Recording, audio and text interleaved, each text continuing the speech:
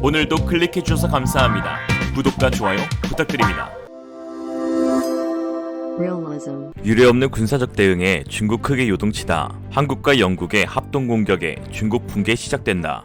영국 해군의 최신형 항공모함인 퀸 엘리자베스 함이 약 7개월간의 인도태평양 지역 군사협력을 위해 모항인 포츠머스 왕립 해군기지에서 22일 출항했습니다. 퀸 엘리자베스 호는 인도태평양 지역에 대한 관여를 강화하는 영국 정부의 정책에 발맞추는 한편 세계의 질서를 흐트러 놓고 있는 중국을 견제하기 위해 바다에 나섰는데요. 중국은 지금 바짝 쫄아 있습니다. 영국이 31억 파운드, 약 4조 9천억 원을 들여 건조한 길이 280m의 6만 5천 톤급 최신의 디젤 항모인 엘리자베스는 병력 1,600명과 수직 이착륙 기능을 갖춘 F-35B 36대를 비롯해 중형 대잠 헬기와 공격 헬기 등을 동시에 탑재할 수 있습니다. 특히 엘리자베스 함의 가장 큰 특징이라고 할 수 있는 대형 경납고 안에는 탑햇이라 불리는 부분이 있는데 천장에 달린 거대한 크레인으로 로터크래프트를 헬리콥터에서 분리하거나 F-35의 엔진을 교체하는 것도 가능합니다. 이런 강력한 지원 설비 덕분에 F-35B 24기 기준으로 일일 평균 72소티, 최대 110소티에 달하는 작전을 수행할 수 있으며 5일간 420소티 정도의 효과적인 작전 수행력을 유지할 수 있습니다. 중국의 항공모함이 기술력 부족으로 인한 선체 불안정으로 실제 제원과 달리 함재기인 젠15를 겨우 5대 미만으로 탑재할 수밖에 없고 그마저도 기체의 고질적인 엔진 문제에 작전 수행이 불가한 것과 비교하며 퀸 엘리자베스는 현존하는 모든 중국 항공모함을 압도하는 위력을 갖췄다고 볼 수 있죠. 중국의 심장을 저격할 이번 작전은 지난 3월 영국 정부가 발표한 외교안보 정책 통합 리뷰에서 알 수 있듯 인도태평양 지역으로 외교 반경을 넓혀 중국을 견제할 목적에서 비롯된 것입니다. 이번 순방을 통해 민주주의 가치관을 공유하는 나라들과의 방위 협력을 한층 더 강화할 계획인데요. 특히 한국과의 협력이 눈에 띄는 부분입니다. 왠지 중국이 나댈수록 한국의 가치가 올라가는 것 같습니다. 그래도 좀 그만 깝쳤으면 좋겠지만 영국 항모는 올해 8월과 9월 사이 한국으로 입항할 것으로 보입니다. 국방부는 한국과 영국 간 국방협력 증진을 위해 올해 하반기 영국 퀸 엘리자베스 항공모함 전단에 부산항 기항 요청을 수용했다고 밝히면서 군사협력을 기대했는데요. 영국 국방부 차관인 애너벨 골디도 지난 4월 7일 박재민 한국 국방부 차관과의 전화통화에서 한국을 주요 지역 파트너 국가로 언급하고 한국과 영국이 국방 분야에서 교류 및 협력을 확대해 나가기를 바란다고 밝혔습니다. 한국은 현재 영국의 반중전선의 가장 중요한 핵심 국가로 포함되어 있습니다. 올해 6월에 개최될 G7 정상회의에서 의장국을 맡은 영국은 한국을 공식 초청하기로 하였는데요. 조 바이든 미국 행정부 역시 G7을 한국이 포함된 민주주의 10개국으로 확장하겠다는 구상을 갖고 중국에 대항하는 새로운 국가협의체를 만들어야 한다고 제안하고 있습니다.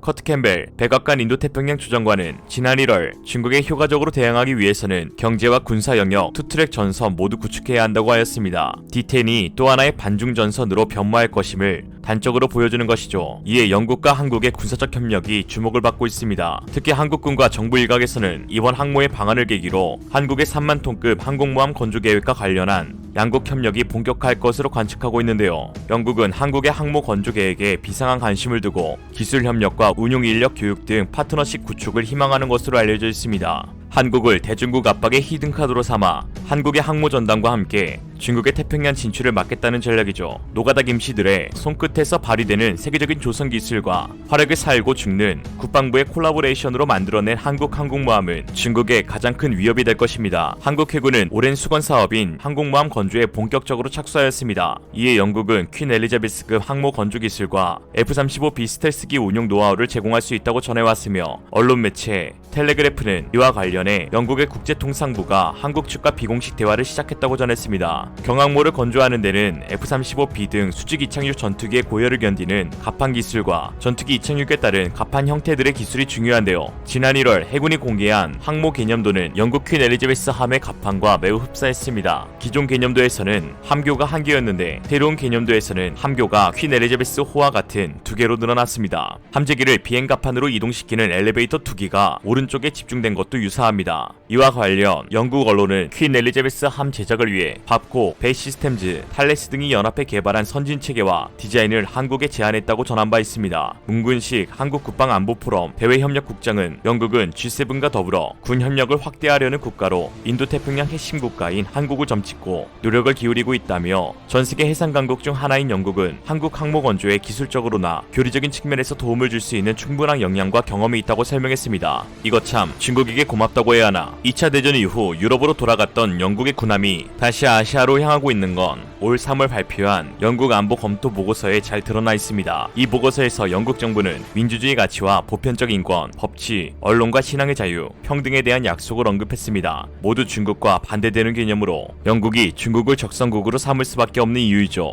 즉, 까보 중 까고 보니 중국이다. 중국이 이처럼 세계 공공의 적이 된 것은 혐오와 편견의 문제가 아닌 상식과 보편적 가치에서 비롯된 이유 있는 분노인 셈입니다. 영국이 중국의 치를 떨게 된 것은 지난해 중국이 홍콩 보안법을 시행한 이후부터인데요. 영국은 1997년 홍콩 반환 때 중국이 했던 일국양제의 약속이 이 법으로 인해 깨졌다며 분노하고 있습니다. 영국은 지미라이 같은 비판적 언론인과 홍콩의 민주운동가들이 대거 체포되는 등 홍콩의 영국식 민주주의가 붕괴하는데 두고만 볼 수 없다는 입장입니다. 영국은 이때부터 중국의 인권 침해와 반민주 행위, 국제관례의 파괴에 대한 비판의 강도를 높이기 시작했는데요. 현재 세계 모든 국가 중 중국에 대한 가장 강한 비판을 가하는 나라는 영국일 것입니다. 중국 우한에서 처음 발견된 코로나19 발원지 조사를 미국보다 강하게 요구한 나라도 영국이죠. 거기에 영국 국영방송 BBC에서는 중국 신장 지역의 강제 재교육 시설에서 위구르족 여성에 대한 중국인 남성들의 집단 강간 등 인권 침해 행위가 강범위하게 벌어지고 있다고 폭로하면서 중국을 벼랑 끝으로 몰아갔습니다.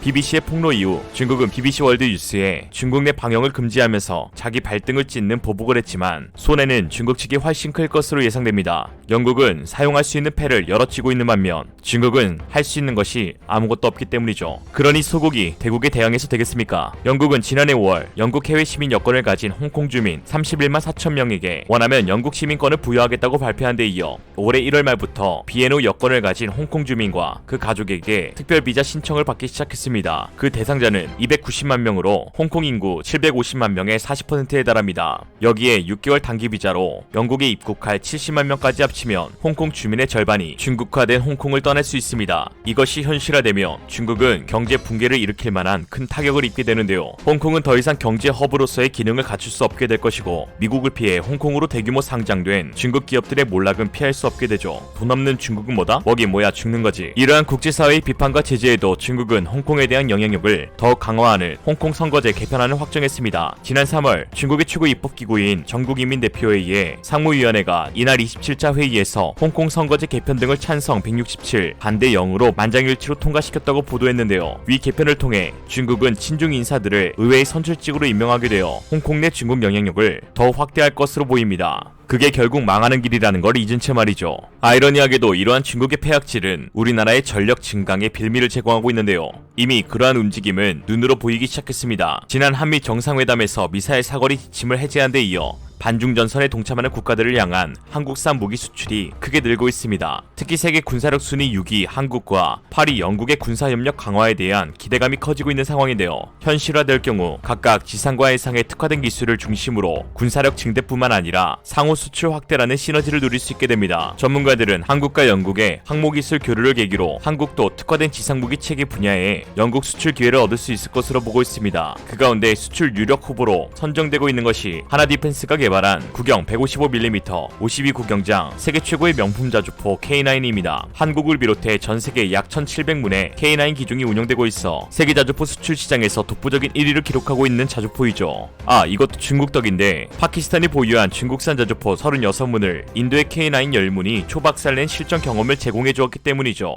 꼬셔라. 중국과 무역 갈등을 빚고 있는 호주는 인근 해역에서의 커지고 있는 중국 함정의 위협에 해안 방어 구축을 위한 K9 자주포를 도입하였고 인도 역시 중국과의 라다크 지역에서의 국경 분쟁이 거세짐에 따라 K9 자주포 100문을 들여왔으며 추가로 156문의 도입을 고려하고 있는 것으로 알려져 있습니다. 이로써 인도와 호주 등 중국에 맞서는 국가들이 K9을 배치함에 따라 영국도 K9에 크게 관심을 갖게 되는 상황인데요. 영국은 내년 자주포 100여문을 도입하는 기동화력 체계 사업을 시작할 예정입니다. 최길 성지대 군사학과 교수는 신형 자주포 도입을 추진하는 영국 육군 MFP 자주포 도입 사업에 K9 자주포가 유력 후보가 될 수 있다고 기대감을 드러냈습니다. 하나디펜스 역시 현재 자동화 포탑이 탑재된 K9A2의 성능 시험이 이뤄지고 있는데 차기 영국 자주포 사업에서 최신 모델인 K9A2의 경쟁력을 입증할 수 있을 것이라고 말했습니다. 최근 국제사회에서는 중국의 독단적 행동을 그냥 둘 수 없다는 공감대가 형성되고 있습니다. 중국은 국제법을 무시하고 자국의 이익을 추구하면서 이를 비판하는 국가에는 이빨을 드러내며 보복을 예고하고 있습니다. 중국이 국제왕따가 된 근본적인 이유는 자신에게 있는 것이죠. 진영 논리가 아닌 자유와 인권, 언론과 종교의 자유 같은 인류 보편적 가치에서 벗어나기 때문입니다. 중국이 홍콩인의 민주적 요구를 짓밟고 위구르족의 생존을 위협하며 아시아 약소국들을 힘으로 짓누르면서 국제사회에서 정당한 대접을 요구할 순 없습니다. 중국이 패권국이 되는 것은 더더욱 있어서는 안 될 일이죠. 2021년 이후에 국제질서는 중화민족의 위대한 부흥을 이루겠다며 눈에 불을 켠 중국과 중국의 횡포를 저지하기 위해 인도태평양으로 재집결하는 자유민주 진영 간의 힘겨루기로 재편될 전망입니다. 그리고 그 대결에서 중국에게 군사 경제적 타격을 줄 핵심 국가는 단연 한국입니다. 중국도 이를 너무나 잘 알고 있고 이에 한국을 속국 삼으려는 여러 계략들을 시행하고 있습니다. 그러나 한국은 절대 쉽게 무너지지 않습니다. 오늘날의 한국을 만든 국민들이 지키고 있기 때문이죠. 현재 의회에서 논의되고 있는 중국인들에게 한국 국적을 주는 국적법 개정안의 반대 청원은 27만 명을 넘겼습니다. 한국의 자유민주주의와 국민들의 꿈과 희망, 우리나라의 정체성을 지켜내기 위해서 부디 청원에 동참해 주시길 간곡히 부탁드립니다. 중국을 곤두박질치게 만드는 가장 강력한 칼은 바로 우리 국민들입니다. 이상으로 리얼리즘이었습니다. 여러분의 생각은 어떠신가요? 현명하고 지혜로운 여러분의 의견을 지금 댓글에 남겨주세요. 감사합니다.